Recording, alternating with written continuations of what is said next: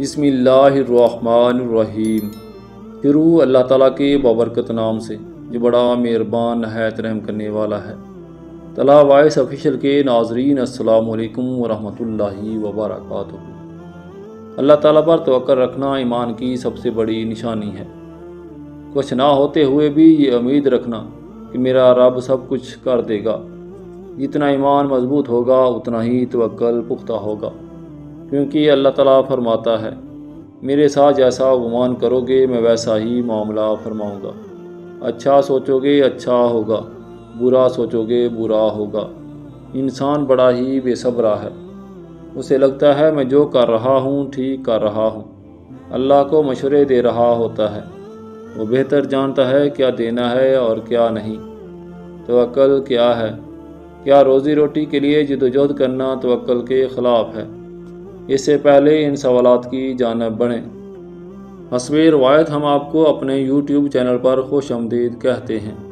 اگر آپ ہمارے چینل پر نیو ہیں اور آپ نے ابھی تک ہمارا یوٹیوب چینل طلا وائس آفیشیل کو سبسکرائب نہیں کیا تو ابھی سبسکرائب کر دیں اور ساتھ لگے بیل آئیکن کو پریس کر دیں تاکہ آپ کو ہمارے چینل پر ہر نئی آنے والی ویڈیو کا نوٹیفیکیشن مل سکے۔ توکل لفظ وکل سے نکلا ہے، جس کے لفظی معنی ہیں خود کو سپرد کر دینا یا مکمل بھروسہ کرنا۔ میری ذاتی رائے میں توکل کسی مولوی صاحب سے سیکھنے کے بجائے معصوم بچوں سے سیکھیں۔ مشاہدہ ہے کہ جب معصوم بچے کو کوئی انجان شخص اپنی گود میں لینا چاہے تو وہ ڈر کر روتا ہے، شور مچاتا ہے، مگر جب اسی بچے کو اس کا باپ بچے کو اٹھا کر اوپر ہوا میں کئی فٹ اچھالتا ہے تو وہ ڈرنے کے بجائے خوشی سے پھولا نہیں سماتا اور اکثر دوبارہ اچھلنے کی فرمائش بھی کرتا ہے۔ وہ معصوم بچہ جانتا ہوتا ہے کہ کچھ بھی ہو جائے اس کا باپ اسے زمین پر گرنے نہیں دے گا۔ اس بچے کا یہ اعتماد اور بھروسہ دراصل اپنے باپ پر اس کا توکل ہے۔ یہاں پر اللہ تعالیٰ پر توکل کا ایک قصہ بیان کرتے ہیں۔ کسی صابر و شاکر اور عیال شخص کی بیوی بڑی بدزبان اور نافرمان تھی۔ اس وجہ سے وہ صاحب ایمان شخص بڑا پریشان رہتا تھا۔ ایک مرتبہ اس کی بیوی بچوں کو کئی روز تک فاقے کاٹنے پڑے۔ بیوی نے شوہر کو برا بھلا کہا کہ جاؤ اور کچھ کما کے لاؤ۔ اس نیک بخت نے کہا اللہ کی بندی رات کو شور و غل نہ کر، صبح جا کر کوئی مزدوری کر لوں گا۔ صبح وہ گھر سے نکل پڑتا ہے لیکن کوئی اسے نہیں پوچھتا، سب اپنے کام میں لگ جاتے ہیں۔ وہ ایک جنگل میں عشاء تک عبادت کرتا ہے اور خالی ہاتھ گھر لوٹ آتا ہے اور سوچتا ہے خالی ہاتھ دے کر پتہ نہیں بیوی کیا طوفان کھڑا کرے گی۔ تو بیوی نے سوال کیا کہ صبح سے لے کر اب تک کیا کمایا ہے؟ شوہر نے جواب دیا کہ جس کی مزدوری کی ہے وہ بڑا ہی رحیم و کریم ہے، اس نے کل دینے کا وعدہ کیا ہے۔ اس پر عورت جھلا گئی اور کہنے لگی ہمارے بچے بھوک سے مر جائیں تم وعدے کرتے پھرو۔ اگلے دن وہ پھر گیا، خدا کی شان اسے مزدوری پھر نہ ملی۔ وہ پھر عبادت الہی میں مشغول ہو گیا۔ شام کو جب گھر پہنچا تو پھر وہی سوال ہوا، آج 2 دن کی مزدوری لائے ہو؟ اس نے جواب دیا اس نے کل دینے کا وعدہ کیا ہے۔ یہ سن کر وہ آگ بگولا ہو گئی اور کہنے لگی کل 3 دن کی مزدوری لے آنا ورنہ گھر نہ آنا۔ وہ اس کو ایک تھیلی دیتی ہے۔ پھر وہ عبادت الہی میں مصروف اور کسی معجزے کی تلاش میں گیا۔ جب کچھ نہ ملا، بیوی کے ڈر سے اس تھیلی میں ریت ڈال لی کہ رات تو گزر جائے گی، لیکن جب گھر کے قریب آیا تو بیوی کا ڈر غالب آنے لگا تو واپس مڑنے لگا تو اچانک ایسی خوشبو آئی کہ اس کے دل و دماغ کو معطر کر گئی۔ عورت خوش ہوتی ہوتی گھر سے نکلی اور کہا ادھر آؤ بتاتی ہوں کیا معاملہ ہے۔ کہنے لگی ایک سبز پوش دروازے پر کھڑا کہہ رہا ہے کہ اپنے شوہر کی 3 دن کی اجرت لے لو مگر اس کو کوئی ایذا نہ دینا۔ وہ شخص اللہ تعالیٰ کی حمد و ثنا میں کھو گیا۔ بیوی کہتی ہے کہ خوشحالی میں پریشانی کیسی؟ کہنے لگا اے اللہ کی بندی جے میں نے 3 دن کوئی مزدوری نہیں کی بلکہ اللہ کی عبادت کی ہے۔ تیرے ڈر سے تھیلی میں ریت لا رہا تھا کہ اس رب نے میری لاج رکھ لی۔ اس شخص نے تمام عمر اللہ تعالیٰ کی شکر گزاری میں گزار دی۔ اللہ تعالیٰ پر توکل یعنی بھروسہ کرنا انبیاء کرام کے طریقے کے ساتھ اللہ تعالیٰ کا حکم بھی ہے۔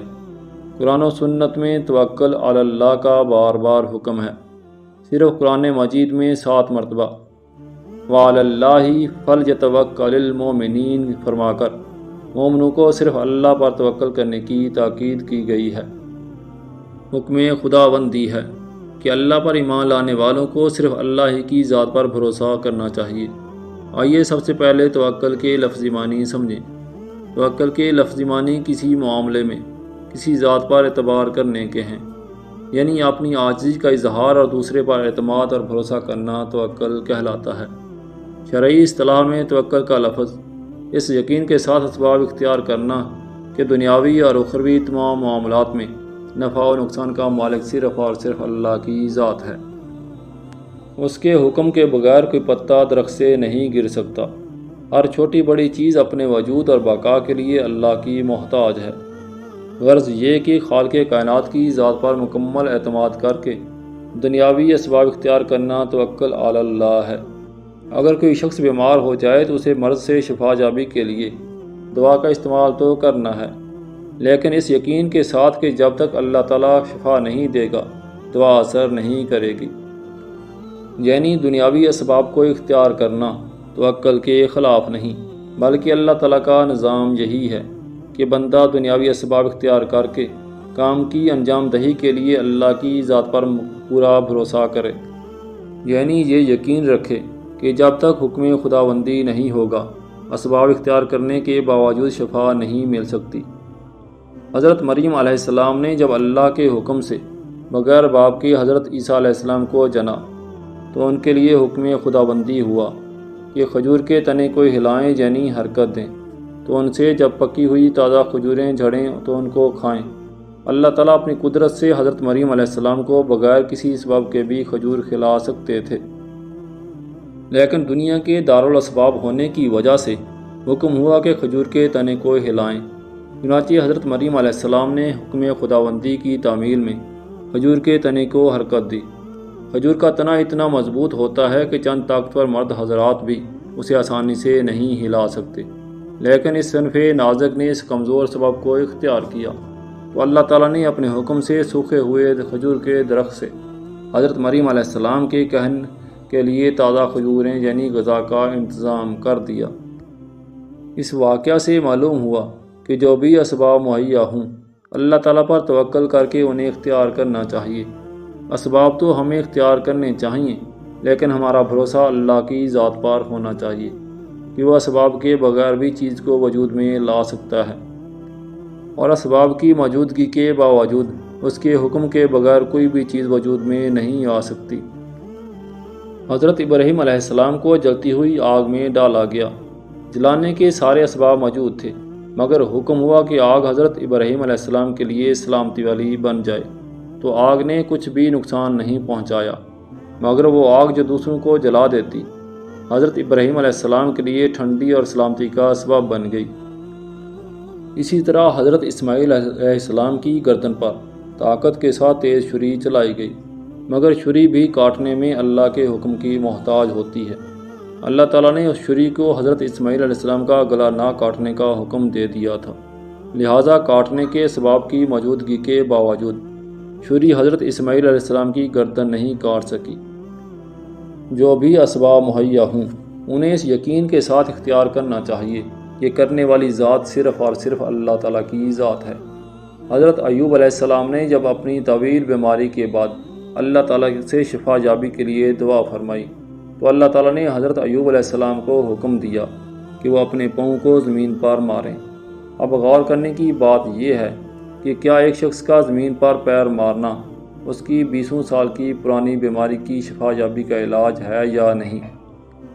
لیکن انہوں نے اللہ کے حکم سے یہ کمزور سبب اختیار کیا جس کے ذریعے اللہ تعالیٰ نے اپنی قدرت سے ان کے زمین پر پیر مارنے سے پانی کا ایسا چشمہ جاری کیا جس سے غسل کرنے پر حضرت ایوب علیہ السلام کی 20 سال کی پرانی بدن کی متعدد بیماریاں ختم ہو گئیں۔ حضرت ایوب علیہ السلام کے اس واقعے سے ہمیں متعدد سبق ملے۔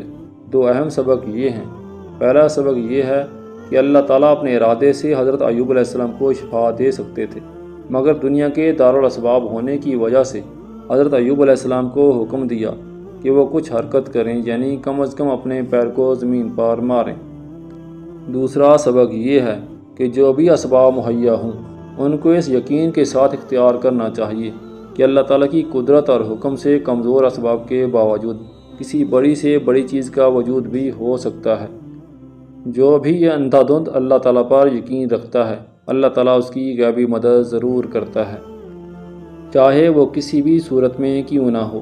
وہ تب بھی اسباب پیدا کر دیتا ہے جب ہمیں کچھ نظر نہیں آ رہا ہوتا، کیونکہ ممکن اور غیر ممکن تو آپ کی نظر میں ہوتا ہے، اس کی نظر میں سب کچھ ممکن ہوتا ہے۔ اللہ تعالیٰ ہم سب کو مضبوط ایمان لانے کی توفیق عطا فرمائے، آمین ثم آمین۔